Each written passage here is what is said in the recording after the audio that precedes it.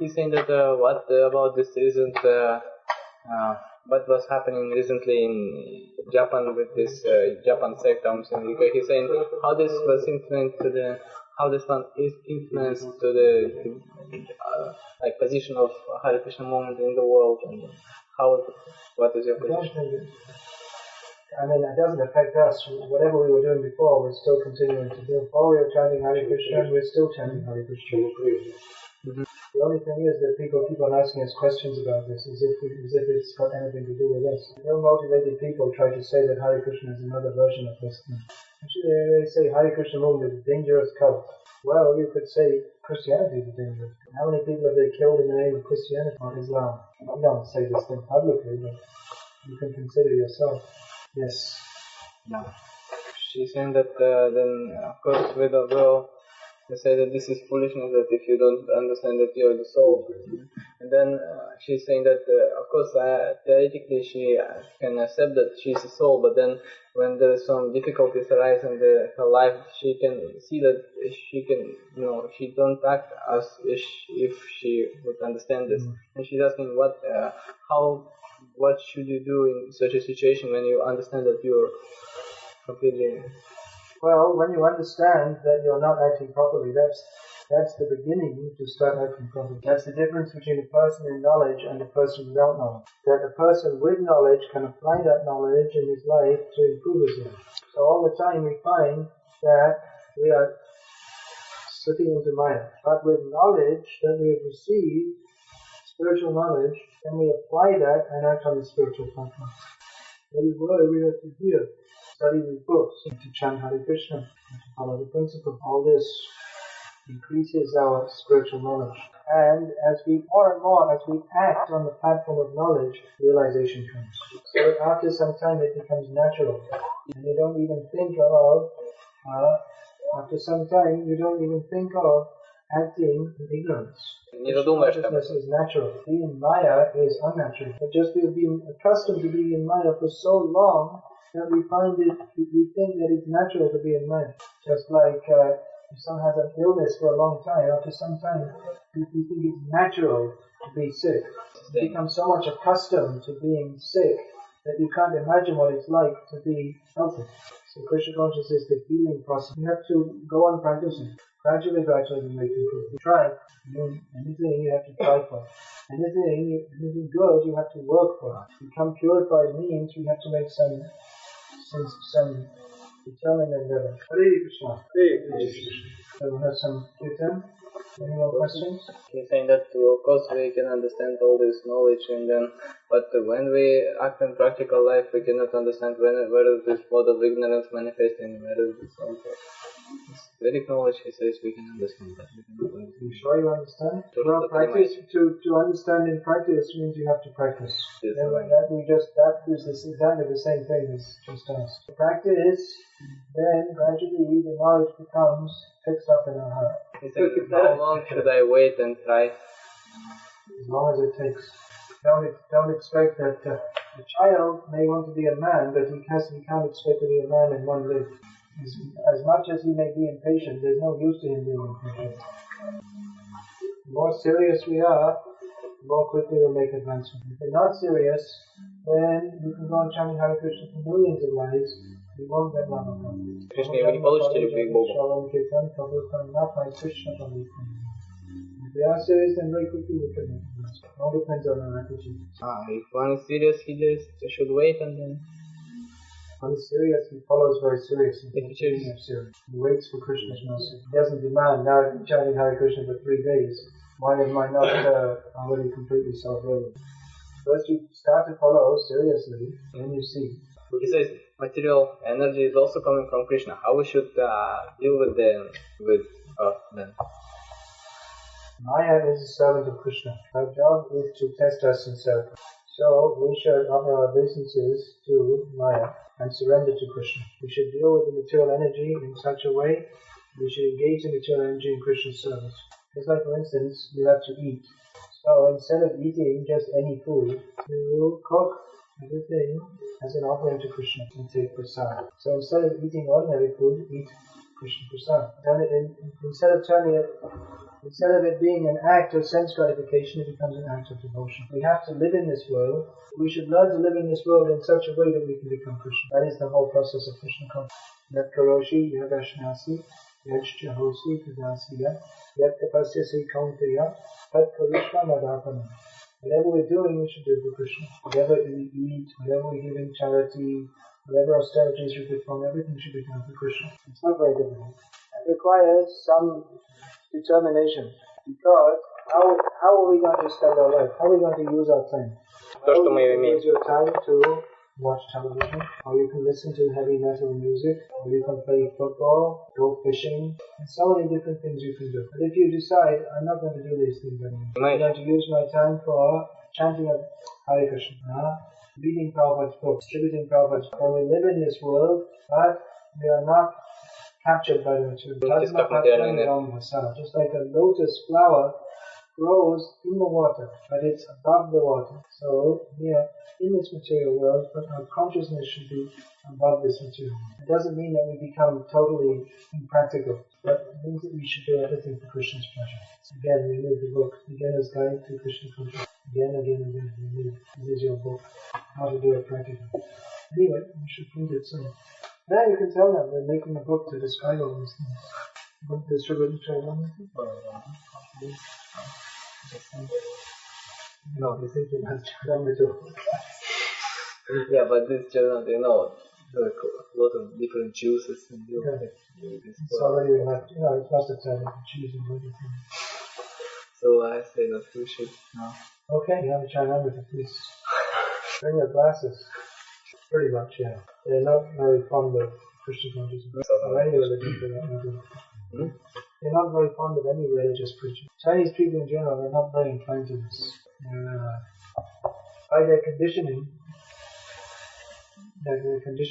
of course, communism is there, which is anti-religious. But even before that, there was Buddhism, Taoism, Confucianism, all atheistic. I was preaching in Thailand for some time. It's very difficult among Buddhists to preach. You see, among people of Christian background, at least they have some idea of God. Yes. Buddhists, they don't even have that. Kerala, hardcore Nivashishmadis. Even though they worship Buddha as God, but they're very much against the idea that there's any God. Thai culture is that their whole thing is be nice to everybody. They're called the smiling Thais because they're always smiling. Their idea is to tolerate everything. They're like the original hippies. Of course, they tolerate. If they're angry with someone, they don't show it, they only smile. So a Thai person, they'll just tolerate, but inside he feels it. So what's very common in Thailand, someone is smiling, and then all of a sudden he'll pull out a knife and kill you.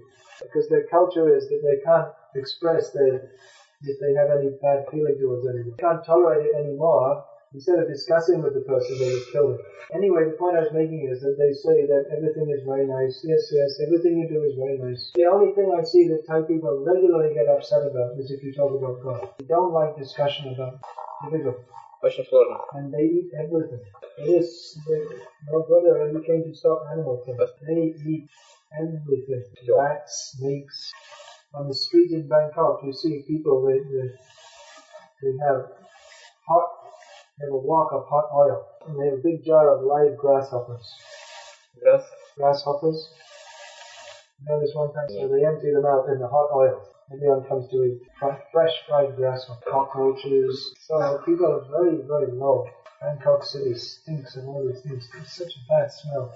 You have to go out like this, cooking such horrible things. So it's difficult to preach in such things. Anyway, Lord Chaitanya's mercy has to reach them somehow or other. They're not easy candidates. Prabhupada wrote in one purport that he said one reason it's relatively easy to preach Krishna consciousness among European people because they're originally from Aryan. All these countries were populated by Kshatriyas who were thrown out from India. Incarnation of Lord Parashuram, he was killing all the Kshatriyas who had deviated from their religious duties. So many of them fled to all these places. So some remnant of the countries It's pretty much a remnant. It's something. Actually, if you examine Christianity and Krishna consciousness, if you examine what the real teachings of Christianity is, what Jesus Christ taught, of course, it's Vaishnavism. Christ taught love of God. Now, of course, he only taught it on a very rudimentary level. And the different churches, in the course of 2,000 years, they've twisted it and changed it in so many different ways. Still, the power of Jesus Christ, his teachings are still coming through to some extent. Still, people in Christian tradition, they have some idea of God as being the supreme being, our protector, person we can pray to.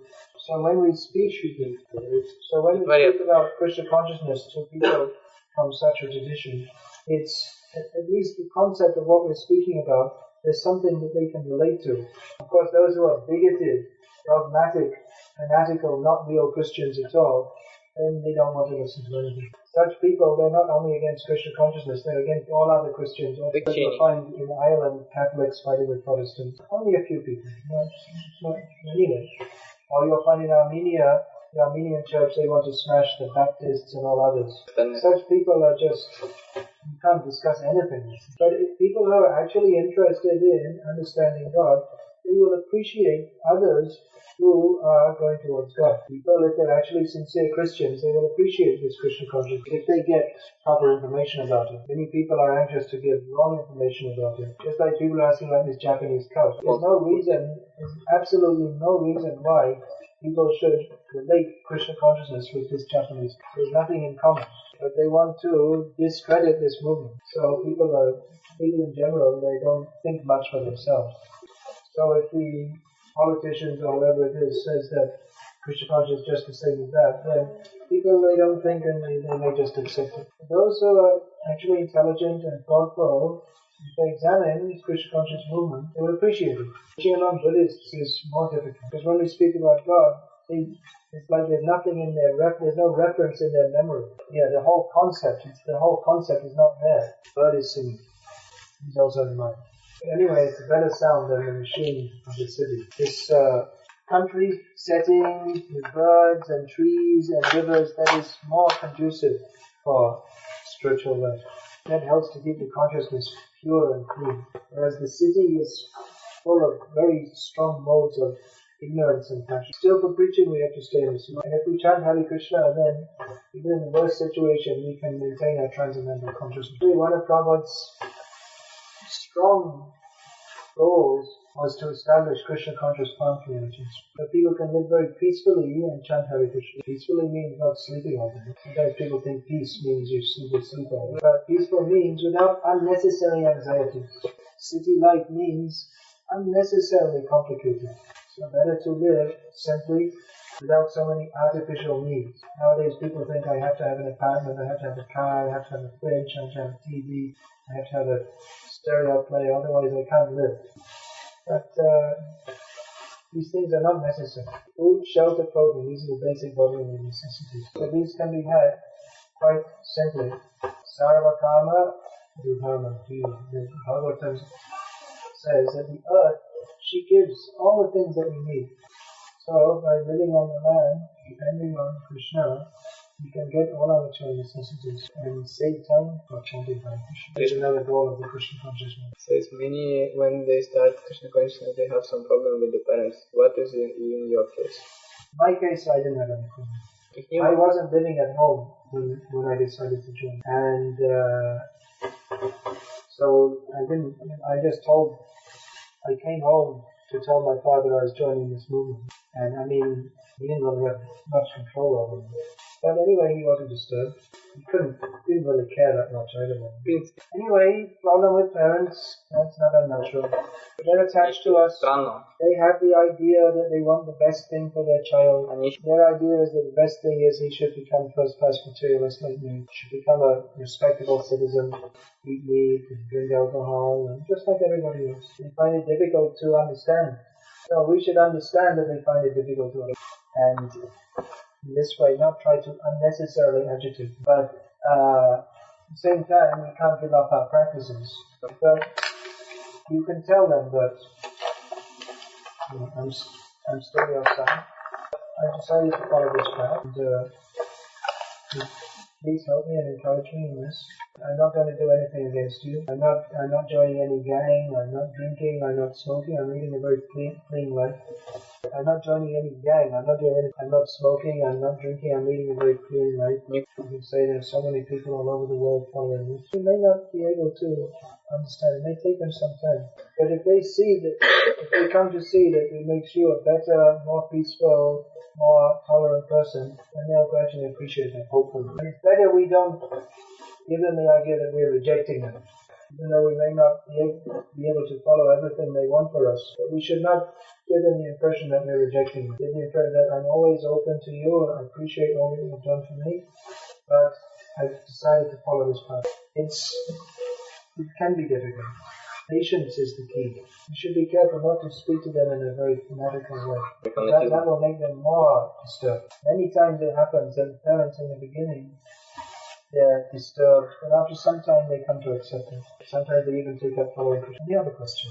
Can you tell your previous life and then how you came to Krishna consciousness? I had many, many previous lives. And so have you. Nothing very spectacular. I wasn't a cosmonaut or a mountain climber. Say that obvious, but anyway. Oh, it's not obvious. I might have been a cosmonaut. How do you know? I joined this movement at age 18. Really? I was allowed to join this movement at age 18 by the great mercy of the devotees. They were very merciful to let me join. Previous to that, I'd been going to school up to age 17. I left school and left home, and I was trying to lead material life also, but I didn't know how to do it. I left school at age 17, I left home, and I was trying to find a way to lead material life, but I didn't know how to do it. But, how about Satan? How long ago was personally associated with Srila Prabhupada? How long ago was I personally associated? Well, I don't think I'm not personally associated. The thing that Prabhupada died, then what are we preaching about? The soul lives forever. Spiritual relationships, they're not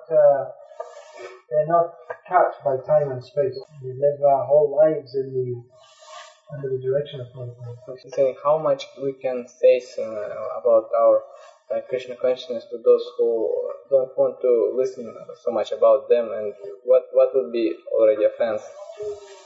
No, if people don't want to listen, then there's no use to talk. Better find people who are interested to listen. If we're very expert, we can make people interested even if they're not interested. That requires quite some expertise. She says, I always associate, whole day I'm forced to associate with the people whom I work. Then should I just go find another work? Job? No, the thing is that your job, if you can't speak always about Krishna, then you just chant in your mind like that. That's the common situation with so many people already. You have to lead a kind of double life. You're living with so many people, but you don't get involved in all their stupid conversations. Keep yourself a little aloof. Are you married? Yes. What job are you doing? Painter. Painting houses like that? Yeah. Yes. You're going to paint it. That's right. Be a Hare Krishna painting. Usually what happens is that people after some time they see you're doing all these things. In the beginning they may think it's strange, but after some time they'll start to ask you questions. Why are you a vegetarian? How come you don't smoke or drink? How is it you don't smoke? You can explain in a very basic simple. Mostly people, if you explain in a simple way, most of the people will think, well, it's alright. Most of the people in the world are not very serious demons. Most of the people in the world, they're innocent. Means they're misled. But they're born in such a situation because they had some bad desires. But most people, you speak with them on a very basic level in a friendly way, they'll think, alright. It will take a little time for Krishna conscious people to get used to us in this country. Just like when I joined this movement, then it was still new in England. Or even then I went very soon to India, and then even then it was, even though it's Indian culture, people were surprised to see Westerners taking it up. Israel and India, our movement's been there so many years, so people, they just kind of accept it. It's part of everyday life, Hare Krishna people. So that will come here also. I hope. Go on being devotees and people will come. Well, that's part of life in Russia. There are people who are devoted to Krishna.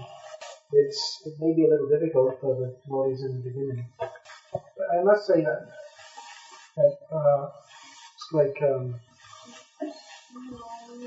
least in the Western world, when our movement was beginning, we didn't feel it as a burden, as a difficulty, that people thought we were unusual.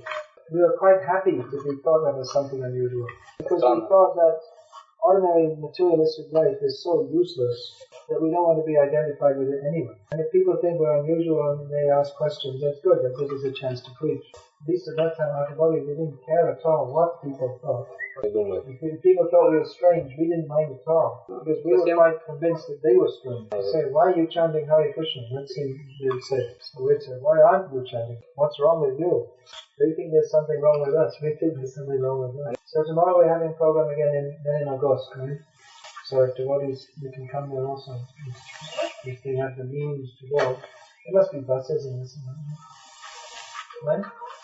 And where? Yeah. Yeah. You can tell them enough. Afterwards she can tell everyone how to go. Everyone please try and come. Nice to see so many faces, people coming, chanting Hare Krishna. Prabhupada said, chant Hare Krishna and be happy. So we should all come together as much as possible. Chant Hare Krishna and be happy. That is our program. Main thing, chant Hare Krishna and be happy. Be happy means that you have to be happy in Krishna consciousness. So when you chant Hare Krishna, then you go outside and buy some ice cream. Be happy means be happy in Krishna consciousness. Yeah, then you'll become very happy. You will become intoxicated. You see the bodies, you big feast and you become intoxicated sometimes. You have in Russia also? There are 40 kilograms or something. There used to be a fashion in Western Europe. They had big feasts. After the feast, they have gulab-jamun competition. Who can eat the most gulab-jamun? But not only eating, they're throwing, catching like this. So already their stomach's completely full. But that's a program for complete intoxication. Big kids. You cook gulab-jamuns here also?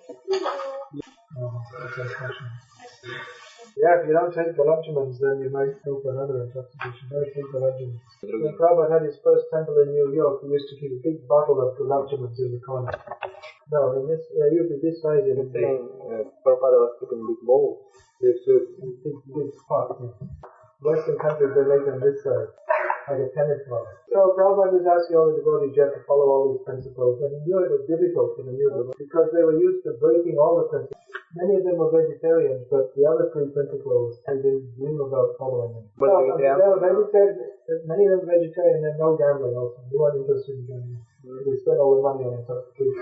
But most of Prabhupada's first followers, they were previously dedicated breakers of at least three principles. So Prabhupada knew that the devotees were trying, but sometimes it was a little hard for them to follow all the principles. So his solution was gulab-jamun. If you find it too difficult to follow, don't eat a few gulab-jamun. Then you'll collapse on the floor, and you can't do anything wrong. So that's one way to become advanced. At least to follow the principles. Cook a big pot of gulab-jamun and offer them to Krishna. Then distribute them to all the devotees. Food for life. Stay alive in Krishna consciousness. Take Krishna Prasad. Okay, so now it's time for Charanamrita distribution. Shvasta Darshan is very anxious to all the devotees, Charanamrita, especially to the translator of this lecture. So, what about glasses? Do you have anything to all these? No, you don't have. Huh? Oh, Chandan also. You can arrange there for distribution of Charanamrita from the 4th and 5th one.